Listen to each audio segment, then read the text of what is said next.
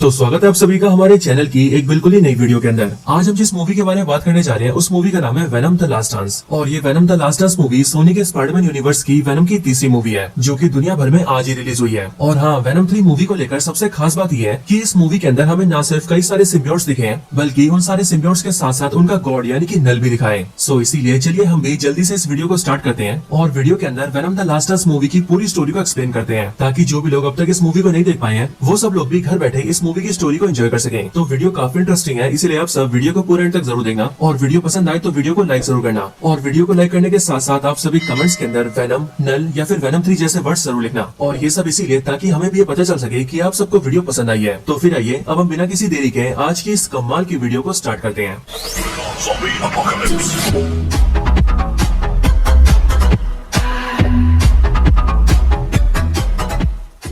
सो venom 3 की starting होती है क्लिंटार से, जहाँ पर हम ये देखते हैं कि क्लिंटार के अंदर बहुत सारे सिम्बियोट्स होते हैं एंड उन सभी सिम्बियोट्स के बीच में बैठा होता है नल, वही नल जो कि इन सारे सिम्बियोट्स का गॉड है। बट यहाँ पर हम ये देखते हैं कि इस टाइम पर नल कैद होता है क्योंकि नल के हाथ पैर और उसके शरीर को उसके आसपास के सिम्बियोट्स ने जकड़ के रखा होता है। वो कहता है मैं नल हूँ, द गॉड ऑफ डार्कनेस यानी कि अंधेरे का भगवान, और मैंने ही सिम्बियोट प्रजाति को पैदा किया है। नल कहता है कि आज से बहुत साल पहले वो अपने अंधेरे के एम्पायर में था, लेकिन फिर अचानक से एक दिन रोशनी आई और उसने उसके अंधेरे के एम्पायर को उसे छीन लिया। लेकिन उसके बाद आगे चलकर उसके बनाए हुए सिम्बियोट बच्चों ने भी उसे धोखा दिया और उसे पकड़कर इस क्लिंटार के अंदर कैद कर दिया। इसके आगे नल कहता है कि इस कैद से निकलने के लिए उसे कोडेक्स चाहिए क्योंकि कोडेक्स ही एक ऐसी चीज है जो कि इस कैद की चाबी बनकर नल को यहाँ से आजाद कर सकती है। अब इसके साथ ही यहीं पर हमें पता लगता है कि इस क्लिंटार पर नल के साथ न सिर्फ उसके सिम्बियोट्स होते हैं बल्कि यहीं पर ही बहुत सारे ज़ेनोफेज भी होते हैं। और ये ज़ेनोफेज ऐसे क्रीचर्स होते हैं जो कि सिम्बियोट्स को मारकर खाते हैं। अब दोस्तों यहाँ पर ही सोनी ने थोड़ा सा अलग टेक लिया है और वो इसीलिए क्योंकि मार्वल कॉमिक्स के अंदर जो ज़ेनोफेज होते हैं ये लोग किसी और प्लेनेट के होते हैं, लेकिन वेनम 3 मूवी के अंदर हमें ये दिखाया जाता है कि इन सारे ज़ेनोफेज को भी नल ने क्रिएट किया है और नल ने इन सबको क्रिएट किया है सिम्बियोट्स को क्रिएट करने से पहले।